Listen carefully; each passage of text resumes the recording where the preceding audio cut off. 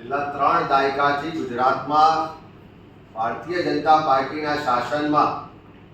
ગુજરાતની 52% વસ્તી ધરાવતો ઓબીસી સમાજ કે જેમાં 146 કરતાં વધારે જ્ઞાતિઓનો સમૂહ છે, એનટી ડીએનટી અનેક અતિ પછાત જાતિઓનો પણ સમાવેશ છે। આ તમામ સમાજને આર્થિક રીતે, સામાજિક રીતે, શૈક્ષણિક રીતે, રાજકીય રીતે भेदभाव अन्यायનો ભોગ સતત આ શાસનમાં થતો આવ્યો છે। આ બધા જાણો છો કે ગત વર્ષે સ્થાનિક સ્વરાજની સંસ્થાઓમાંથી ઓબીસી સમાજ માટે જે 1993ની સાલથી 10% અનામતની જોગવાઈ હતી એ જોગવાઈને રાતોરાત ખતમ કરવામાં આવી। એની પાછળનું કારણ કહેવામાં આવ્યું કે સુપ્રીમ કોર્ટમાં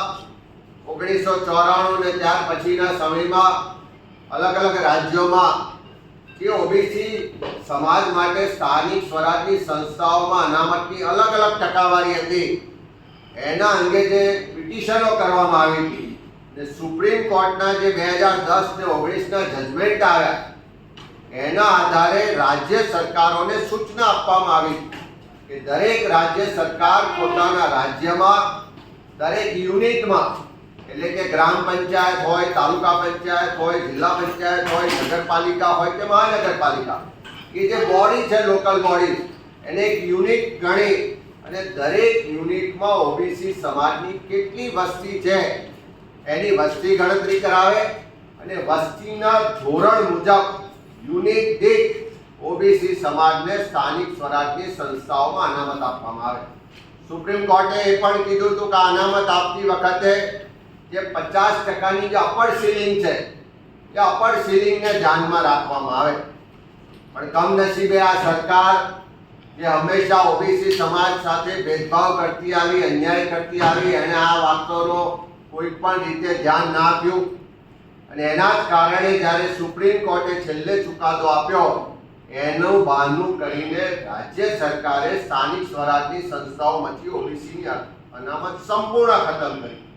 અને એની પાછળનો એમનો ઉદ્દેશ હતો કે સ્થાનિક સ્વરાજની સંસ્થાઓમાંથી ઓબીસી સમાજના જે પ્રતિનિધિઓ આવે છે એનું રાજકીય અસ્તિત્વ ખતમ થઈ જાય। પણ આખા ગુજરાતમાંથી વિરોધ ઉઠ્યો અને જુલાઈ 22માં સરકારને ફરજ પડી કે સમર્પિત આયોગની રચના કરવી પડે અને જસ્ટિસ ઝવેરીજીના અધ્યક્ષસ્થાનમાં સમર્પિત આયોગની જાહેરાત કરવામાં આવી। જુલાઈ 22માં સમર્પિત આયોગની જાહેરાત થઈ ત્યારે કહેવામાં આવ્યું કે 90 દિવસમાં આયોગ પોતાનો રિપોર્ટ સરકારમાં રજૂ કરશે અને સરકાર એના પર તાત્કાલિક કાર્યવાહી કરશે। 90 દિવસ પૂર્ણ થયા, એક વખત મુદત વધારવામાં આવી, બે વખત મુદત વધારવામાં આવી। ફેબ્રુઆરી 2023માં જ્યારે આ આયોગની મુદત પૂર્ણ થઈ ગઈ ત્યારે કોંગ્રેસ પક્ષે માગણી કરી કે 90 દિવસમાં નિર્ણય કરવાનો હતો। આજે ઘણો બધો સમય થઈ ગયો, મુદત પૂરી થઈ છે, તેમ છતાં રિપોર્ટ કેમ પ્રસિદ્ધ કરવામાં નથી આવતો અને એના કારણે ગુજરાતમાં 7000 કરતાં વધારે ગ્રામ પંચાયતો, 75 નગરપાલિકાઓ, 2 જિલ્લા પંચાયતો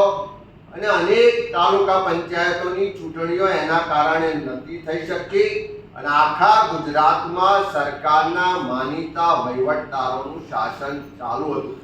અને એટલા જ માટે જ્યારે માર્ચ મહિનામાં વિધાનસભાનું સત્ર મળ્યું કોંગ્રેસ પક્ષે ફરી પ્રશ્ન ઉઠાયો કે હવે તો આયોગની મુદત પૂરી થઈ ગઈ છે, તમારે શું કામ આ રિપોર્ટ જાહેર કરવામાં નથી આવતો, શું કામ સરકાર રિપોર્ટ સ્વીકારતી નથી। હવે જસ્ટિસ ઝવેરીજી પાસે ગયા તો એમણે કીધું કે રિપોર્ટ તૈયાર છે પણ સરકાર રિપોર્ટ સ્વીકારતી નથી અને એટલા જ માટે અમે એપ્રિલ 2023માં મહામહિમ ગવર્નરશ્રી પાસે ગયા। ગવર્નરશ્રીને વિનંતી કરી કે તમે આમાં હસ્તક્ષેપ કરો। સરકાર જાણી બૂજીને આ ઓબીસી સમાજને સ્થાનિક સ્વરાજમાં અનામત આપવા નથી માંગતી, એટલા માટે આ ઝવેરી કમિશનનો રિપોર્ટ સ્વીકારતા નથી। ગવર્નરશ્રીના આદેશ બાદ 13મી એપ્રિલના રોજ સરકારે રિપોર્ટ સ્વીકાર્યો। જુલાઈ 22માં કમિશન બન્યું હતું, 90 દિવસમાં રિપોર્ટ આપીને કાર્યવાહી કરવાની હતી, એના બદલે છેક એપ્રિલ 2023માં સરકારે રિપોર્ટ સ્વીકાર્યો અને ઝવેરી કમિશને જે રિપોર્ટ આપ્યો હતો એ રિપોર્ટમાં જે ભલામણો કરવામાં આવી હતી સુપ્રીમ કોર્ટની ગાઈડલાઈન મુજબ એ મુજબ જે ઓબીસી સમાજની વસ્તીના આંકડા ધ્યાનમાં લઈને જે રિપોર્ટ થયો એ મુજબ ગુજરાતના જે 8 મહાનગરો છે અમદાવાદ, વડોદરા, રાજકોટ, સુરત, ભાવનગર, જામનગર, ગાંધીનગર એ 8 મહાનગરોમાં 40% એવરેજ ઓબીસી સમાજની વસ્તી હોવાનું રિપોર્ટમાં કહેવામાં આવ્યું. એ જ રીતે ગુજરાતમાં 160 જેટલી નગરપાલિકાઓ છે એ નગરપાલિકાઓમાં પણ એવરેજ 53% વસ્તી ઓબીસી સમાજની છે એવું રિપોર્ટમાં કહેવામાં આવ્યું. એ જ રીતે પૈસા એટલે કે જે શેડ્યુલ ટ્રાઇબ વિસ્તારો છે, જે આદિવાસી સમાજની બહુમતી વસ્તીવાળા વિસ્તારો છે એ જિલ્લાઓને બાદ કરતા બાકીના ગુજરાતના જે જિલ્લાઓ, તાલુકાઓ, ગામો છે એમાં ગ્રામ્ય વિસ્તારમાં 54% એવરેજ ઓબીસી સમાજની વસ્તી છે એવું ઝવેરી આયોગના રિપોર્ટમાં કહેવામાં આવ્યું. 50%ની અપર લિમિટ હતી પણ રિપોર્ટમાં સ્પષ્ટ કહેવામાં આવ્યું કે જે તાલુકામાં, જે ગામમાં, જે જિલ્લામાં, જે નગરપાલિકામાં, જે મહાનગરપાલિકામાં ઓબીસીની જેટલી વસ્તી હોય એને એસસી ને એસટી ની વસ્તી મુજબ પહેલા એસસી ને એસટી ને અનામત આપવામાં આવે અને 49% માંથી જેટલા ટકા વધે એટલા પ્રમાણમાં વસ્તી ઓબીસી ની હોય તો એને એટલી અનામત મળવી જોઈએ. આજે અમદાવાદ શહેરનો દાખલો આપો તો 192 કોર્પોરેટર્સની સીટ છે. અમદાવાદ મહાનગરપાલિકામાં 192 મળવી જોઈએ. અમે આશા રાખીએ કે ખાલી હાર તોલા ના થાય, ખાલી ફટાકડા ફોડવામાં ના આવે, ખાલી સન્માન કરીને વાહવાહી લૂંટવામાં ના આવે, પણ 27 વર્ષથી તમે અન્યાય કરતા આવ્યા છો અને હજુ પણ અન્યાય કરવાની તમારી જે પરંપરા છે, તમારી જે વિચારધારા છે, તમારા રાજકીય એજન્ડા છે એને જ તમે ચાલુ રાખો છો. જો તમે સાચા હોય તો આ બિલની ચર્ચા પહેલા ઝવેરી કમિશનનો રિપોર્ટ જાહેર કરો, જાતિ આધારિત વસ્તી ગણતરી કરવાની જાહેરાત કરો અને વસ્તીના ધોરણે બજેટની ફાળવણી કરો. કે આજે અમે સરકાર પાસે માંગણી કરીએ છીએ અને ફટાકડા ફોડવા વાળા, હાર તોલા કરવા વાળા, ફુલહાર કરવા વાળા તમામને પણ વિનંતી કરવા માંગીએ છીએ. અમે જ્યારે સ્વાભિમાન ધરણા કર્યા ત્યારે કોઈ રાજકીય એજન્ડા નહોતો, કોઈ એક પાર્ટીનો કાર્યક્રમ નહોતો, ત્યારે પણ અમે ભારતીય જનતા પાર્ટીને તમામ રાજકીય પક્ષના ઓબીસી સમાજના આગેવાનોને આમંત્રણ આપ્યું હતું કે આવો, આ બિન રાજકીય મંચ છે, સમાજને અન્યાય થઈ રહ્યો છે, સરકાર દ્વારા અન્યાય થઈ રહ્યો છે, તમે સરકારમાં બેઠા છો, તમારું સરકારમાં વધારે ચાલે છે, તો તમે આ મંચ પર આવીને સમાજની લાગણીને સાંભળો અને એને સરકાર સુધી પહોંચાડો. હું તમારા માધ્યમથી આજે ઓબીસી સમાજના તમામ ધારાસભ્યશ્રીઓને પણ કહેવા માંગુ છું, જે ધારાસભ્યો ઓબીસી સમાજના મતથી ચૂંટાઈના ગૃહમાં આવ્યા છે એવા તમામ ધારાસભ્યશ્રીઓને પણ વિનંતી કરવા માંગુ છું કે સમાજને દેખીતો અન્યાય થઈ રહ્યો છે, સમાજને સતત અન્યાય થઈ રહ્યો છે અને સમાજનો જે હક અધિકાર છે, સુપ્રીમ કોર્ટે કીધું છે, ઝવેરી આયોગે ભલામણ કરી છે, તેમ છતાં એને એનો હક અધિકાર નથી મળતો. એ હક અધિકારની લડાઈમાં તમે પણ અમારી સાથે ઉભા રહો. આપણે સૌ આ વિધાનસભા જે લોકશાહીનું મંદિર છે એમાં ખૂબ હેલ્ધી ડિસ્કશન થાય, ઝવેરી કમિશનના રિપોર્ટ આધારિત ચર્ચા થાય, સુપ્રીમ કોર્ટના જે આદેશો છે એના આધારિત ચર્ચા થાય, ગુજરાતની જે વસ્તી છે એના ડેટા આધારિત ચર્ચા થાય અને આ ઓબીસી સમાજને દરેક ગ્રામ પંચાયત, તાલુકા પંચાયત, જિલ્લા પંચાયત, નગરપાલિકા, મહાનગરપાલિકામાં એની વસ્તીની ટકાવારી છે એને યુનિટ દીઠ એને રિઝર્વેશન મળે એ માટેની માંગણી પણ કરીએ છીએ અને બધાને વિનંતી પણ કરીએ છીએ. गुजरात में पिछले 3 दशक से भारतीय जनता पार्टी का शासन और भाजपा की विचारधारा पहले दिन से एससी, एसटी, ओबीसी माइनॉरिटी के खिलाफ रही है और इसी विचारधारा के तहत जो शासन चल रहा है उसने पिछले साल 2022 में लोकल बॉडीज में से ओबीसी की जो रिजर्वेशन थी वो खत्म कर दी और ओबीसी का जो राजकीय प्रतिनिधित्व था लोकल बॉडीज में वो पूरा खत्म कर दिया. उसके बाद विरोध हुआ, समर्पित आयोग जस्टिस झवेरी जी के नेतृत्व में बनाया गया जिसको 90 डेज में अपना रिपोर्ट देना था, वो लंबे समय तक रिपोर्ट सरकार ने स्वीकार नहीं किया। स्वीकार करने के बाद भी उस पर कोई एक्शन नहीं लिया गया और उसके सामने पूरे गुजरात में ओबीसी समाज के लोगों ने जब स्वाभिमान आंदोलन किया, तब सरकार ने मजबूरन वो रिपोर्ट को अप्रैल 2023 में स्वीकार किया। उसके बाद भी 4 महीने तक उसको अलग से रखा गया और जब पूरे गुजरात से आवाज उठी, लोकल बॉडीज के इलेक्शन नहीं हो रहे, तब सरकार ने दबाव में आके 27% ओबीसी के लिए रिजर्वेशन की जाहिरात की है। आज हम सरकार से मांग करते हैं कि गुजरात में 52% ओबीसी का पॉपुलेशन है। गुजरात में ओबीसी रिजर्वेशन के लिए जो समर्पित आयोग बनाया गया, उसने जो रिकमेंडेशन अपने रिपोर्ट में की है, उसमें स्पष्ट है कि गुजरात में जो महानगर कॉर्पोरेशन है, उसमें एवरेज 40% पॉपुलेशन ओबीसी समाज की है। गुजरात में जो म्यूनिसिपैलिटी सेमी अर्बन जो लोकल बॉडीज है, उसमें 53% पॉपुलेशन ओबीसी कम्युनिटी का है और पैसा एक्ट का जो शेड्यूल ट्राइब एरिया है, उसको छोड़ के बाकी पूरे रूरल गुजरात में एवरेज 54% पॉपुलेशन ओबीसी समाज का है। तो उसको यूनिट वाइज, यूनिट मीन्स ग्राम पंचायत, तालुका पंचायत, जिला पंचायत, नगरपालिका, महानगरपालिका, तो यूनिट वाइज ओबीसी की जितनी पॉपुलेशन है उसके हिसाब से उसको 50% की अपर लिमिट को ध्यान में रखते हुए रिजर्वेशन देना है। तो रिपोर्ट में जो कहा गया है, सुप्रीम कोर्ट की जो गाइडलाइन है, उनकी सदंतर अनदेखी करके इन्होंने 27% रिजर्वेशन की जो जाहिरात की है, वो ओबीसी को अन्याय करता है, ओबीसी के हक अधिकार को छीनने वाली है। तो हमारी मांग है कि जो सरकार सही में ओबीसी को रिजर्वेशन में न्याय देना चाहती है, नरेंद्र मोदी जी जो अपने आप को ओबीसी से एक ओबीसी समाज का, गरीब का, पिछड़े घर का लड़का हूँ और देश का प्रधानमंत्री हूँ, ऐसे करके पूरे देश में राजनीति चमका रहे, उनके ही होम स्टेट में, उनके ही राज्य में ओबीसी समाज को जब अन्याय हो रहा है, तो हमारी आज विधानसभा में जब इसके लिए बिल आ रहा है, तो डिमांड है कि सरकार बिल रखने से पहले झवेरी कमीशन का जो रिपोर्ट है वो सदन में रखे, उस पर हेल्दी डिस्कशन हो, सुप्रीम कोर्ट की गाइडलाइन और झवेरी कमीशन की जो रिपोर्ट है उसके आधार पे ओबीसी को जिस यूनिट में जितनी पॉपुलेशन है उसके हिसाब से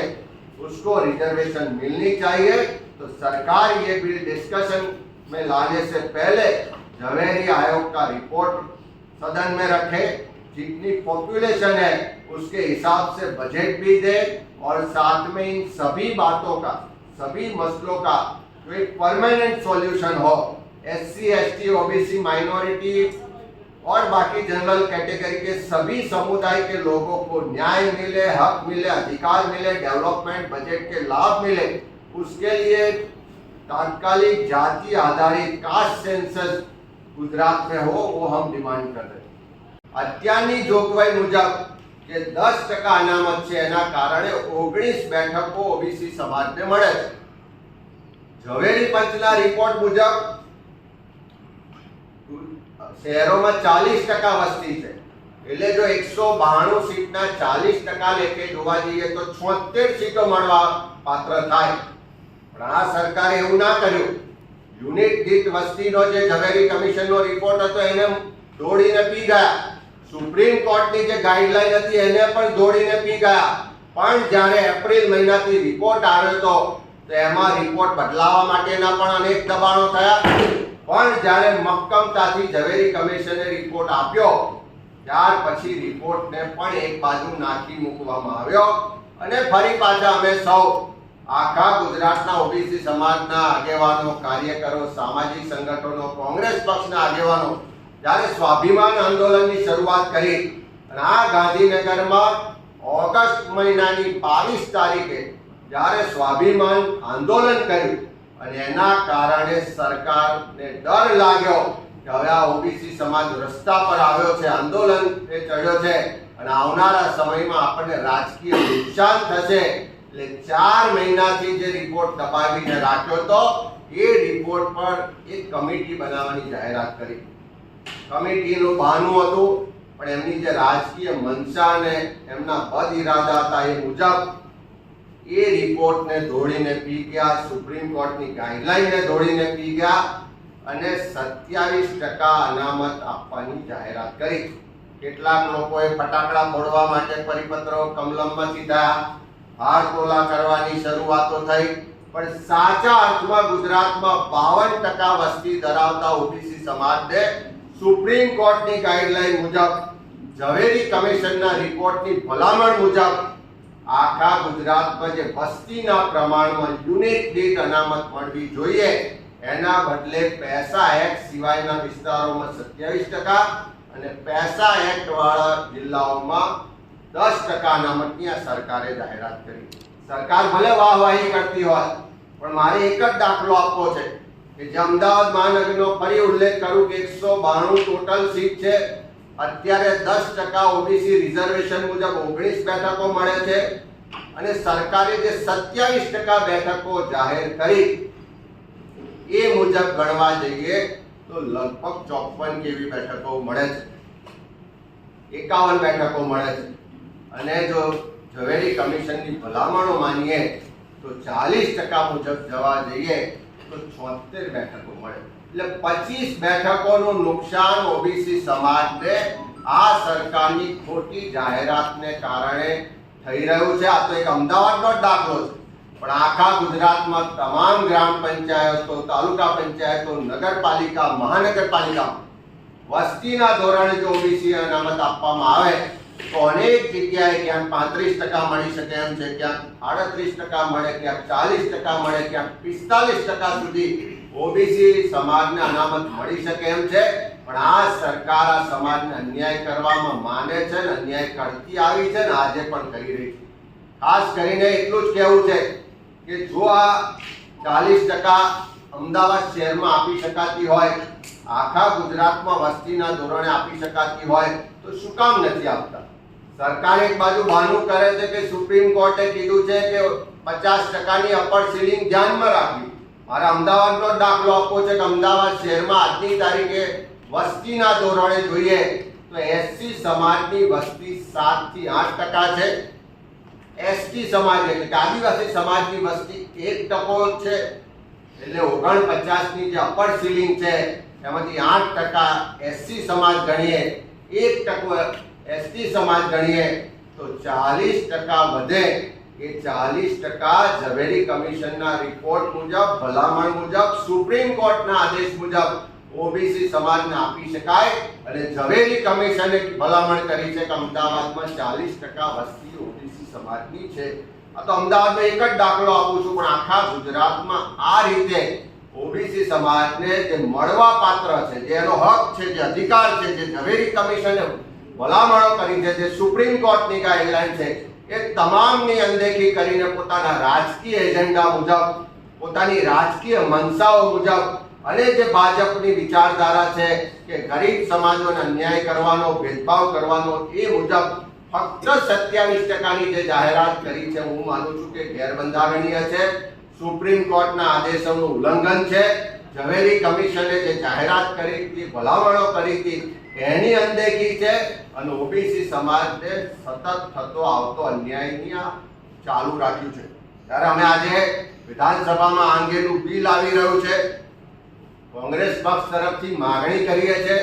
જો ખરેખર નરેન્દ્રભાઈ મોદી ઓબીસી સમાજમાંથી આવતા હોય,